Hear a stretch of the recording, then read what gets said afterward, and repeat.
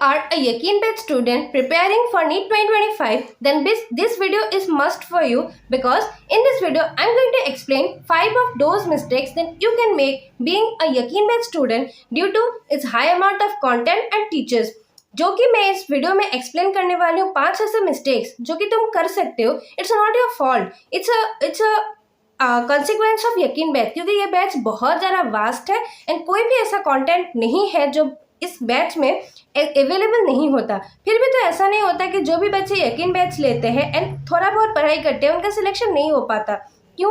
कौन से ऐसे मिस्टेक्स हैं जो कि तुमको स्टार्टिंग ऑफ योर प्रिपरेशन में अवॉइड करना है, otherwise you are gonna regret a lot in the end of your preparation. So अगर तुम्हें मेरे बारे में नहीं पता, my name is Mayuri Sharma and I have secured 670 marks out of 720 in NEET 2024 and it was definitely my third drop. That's why I'm aware of all and everything I can say.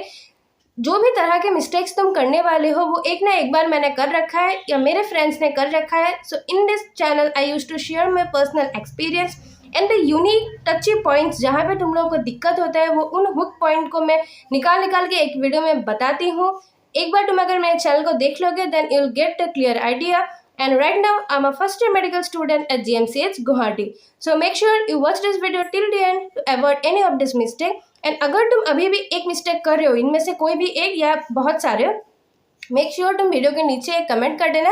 And अगर तुमको लगे video देखने के बाद that I am speaking something useless, तो भी तुम comment कर देना. मुझे लगेगा that I am not speaking something that you like. So let's continue this video.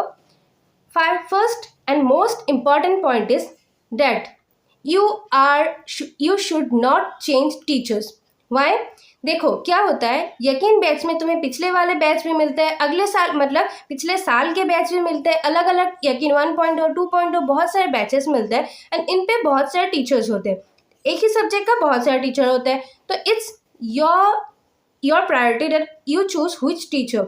लेकिन तुम्हें कभी भी ये नहीं होना चाहिए कि कुछ चैप्टर्स तुमने किसी एक टीचर से पढ़ लिया, दूसरे चैप्टर्स तुमने दूसरे टीचर से पढ़ लिया, बिकॉज सबका पढ़ाने का एक पैटर्न होता है. फॉर एग्जांपल एमडी सर जो इनऑर्गेनिक पढ़ाते हैं वो chemical bonding and periodic table में ऐसा कुछ पढ़ा देते हैं जो कि वो पी ब्लॉक में या बाद में जाके डीएनए ब्लॉक में is not going to repeat this things, right. तो अगर तुमने वो किसी और से पढ़ा एंड दूसरा चीज़ किसी और से पढ़ा तो अल्टीमेटली तुम बहुत सारी चीज़ें मिस कर जाओगे एंड बाद में तुमको लगेगा कि मैंने सब कुछ कवर कर लिया था, ये टॉपिक मेरा कहाँ से छूट गया. तो to avoid this mistake make sure तुम स्टार्टिंग से एंडिंग तक एक ही टीचर से पढ़ो. यकीन बेस में ये प्रोविजन दिया होता है to change teacher just to so that तुम्हारा जिस भी टीचर से फ्रीक्वेंसी मैच हो रहा है तुम उनसे पढ़ाई करो, नॉट ड्यू टू कि तुम्हें एक ही ईयर में तुम टीचर चेंज करते रहो, right. The second point is not sticking to your batch. ये भी रिलेटेड है पहले के पॉइंट से. बहुत सारे तुम लोग को बैच मिलता है, प्लस तुम बैच में जिन टीचर से पढ़ रहे हो उनके यूट्यूब पे one shot and free lectures भी चलते हैं. अगर तुम ऐसा सोच रहे हो कि एक टीचर से डिटेल कर लेंगे, एक टीचर से वन शॉट कर लेंगे, तो तुम्हारा एक पढ़ने का समझने का जो पैटर्न होता है वो थोड़ा सा मतलब हिला हुआ रहेगा. क्योंकि एक जैसे कि एमआर सर एक टॉपिक को अलग तरीके से समझाते हैं, अलग टीचर अलग तरीके से समझाते हैं, तो तुम्हारा वहाँ थोड़ा सा फ्रीक्वेंसी मिसमैच हो सकता है. तो तुम ट्राई करना कि चाहे प्रीवियस ईयर का ही वन शॉट हो, अगर तुमको देखना है तो तुम एक सब्जेक्ट का सेम ही टीचर का देखो, जिससे भी तुम्हारा फ्रीक्वेंसी मैच हो रहा है. It does not matter. And if you want to know कि मेरा पीडब्ल्यू का टीचर कॉम्बिनेशन क्या था, then you can just visit the playlist section. वहाँ पे एक है माय नीट रिसोर्सेज बोल के, जहाँ पे तुमको मैंने कौन कौन से टीचर से पढ़ा था, मेरा इनऑर्गेनिक ऑर्गेनिक सभी के नोट्स, फिजिकल के स्ट्रेटेजी, हर चीज़ तुमको उस प्लेलिस्ट में मिल जाएगा. Make sure you once visit that playlist. Now let's come to the third point is if you expect everything from your यकीन बैच टीचर. हर साल एक ऐसा वीडियो आता है कि जो पढ़ाया वही आया. हम लोग देखते हैं एमआर सर बनाते हैं, पंकज सर बनाते हैं, सभी टीचर ये वीडियो बनाते हैं दैट इज़ जो पढ़ाया वही आया. लेकिन क्यों उन लोगों से पढ़ने वाले हर स्टूडेंट का सिलेक्शन नहीं होता? बिकॉज जो हमारा खुद का काम है वो हम बहुत ज़्यादा अच्छे से नहीं करते. Teachers can just teach us, they can give us tricks, tips, whatever as a student we want, but they actually can't enter in our mind and make us learn.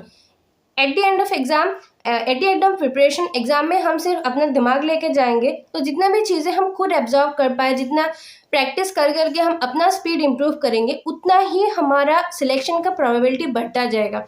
कौन से टीचर से हम पढ़ रहे हैं इट ऑब्वियसली मैटर्स, बट ये 50% या फिर 30% है. हमेशा एमआर सर यही बोलते हैं क्लास में, दैट इज़ टीचर का एफर्ट्स एंड एवरीथिंग 20%, एंड उसको यूटिलाइज करके एक स्टूडेंट कितना अच्छा मार्क्स ला सकता है, इट्स 80%। तो हमेशा वो 80% खुद पे लेना चाहिए। जैसे कि बीच बीच में हम ऐसे वीडियोस देखते थे या क्लासेस में भी हमने ऐसा सुना है, लाइक ऐसा कुछ कमेंट्स आता है लाइक ये भी दे दो वो भी दे दो, तो फ्रस्ट्रेट होकर टीचर बोलते हैं। मैंने शायद एक बार MR सर का या पंकज सर का सुना था कि सब तो कर दे रहे हैं, कुछ तो खुद कर लो। सब क्या हम ही कर देंगे यार, सब कुछ तो एक साथ में दे दिया। लाइक पंकज सर ने PSS पूरा दे दिया था, लेकिन तुम लोगों को अगर उन सबको साथ में चाहिए तो तुम एक ही साथ PSS को खुद ही एक कॉपी में एक्सट्रैक्ट कर लो, एंड टीचर ऑलरेडी सब कुछ देते हैं।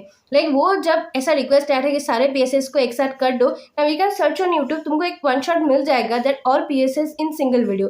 तो वो भी अगर करने के बाद मेन इंपॉर्टेंट क्या है, तुमको उसका स्टेप्स याद आना चाहिए एंड खुद से वो चीज़ें करना चाहिए।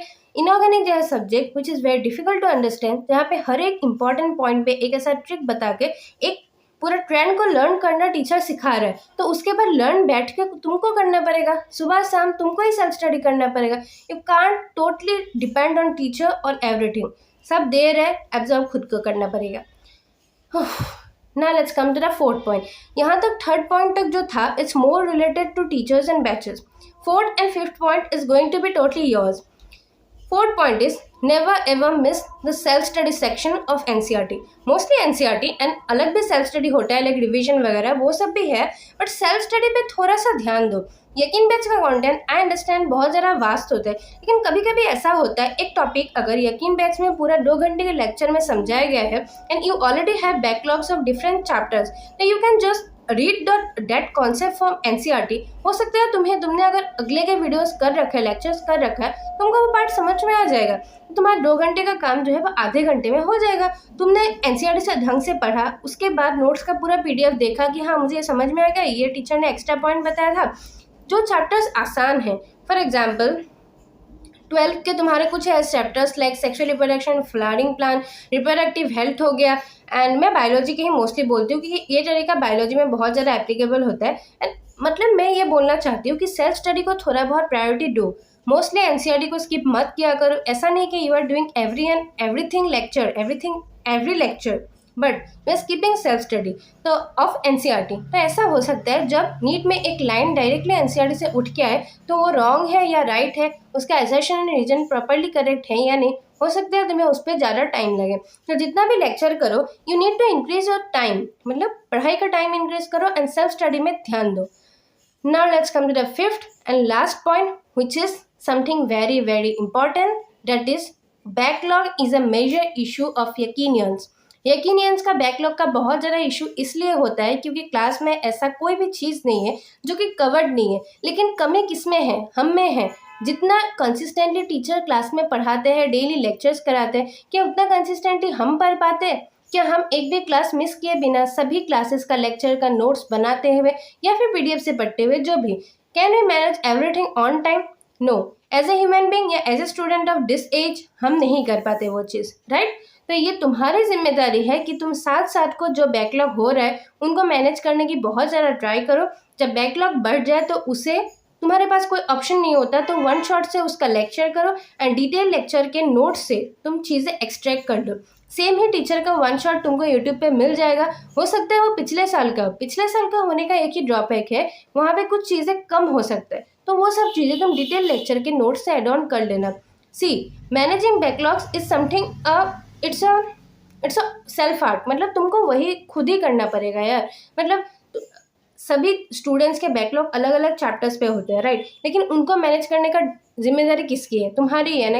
इतना ज़्यादा कंटेंट है, सब कुछ अवेलेबल है, तो कुछ ना कुछ तो छूटेगा ना, तो थोड़ा शॉर्टकट कभी ना कभी लेना पड़ेगा। Like for 5% of the syllabus, बाकी 95% तो ठीक है ना। लेकिन बैकलॉग में अगर तुम फंसे जाओगे एंड डिमोटिवेट होते जाओगे, तो आई थिंक तुम्हें ये ऐसा लगेगा कि मेरे से नहीं हो पाएगा, मेरे से नहीं हो रहा है।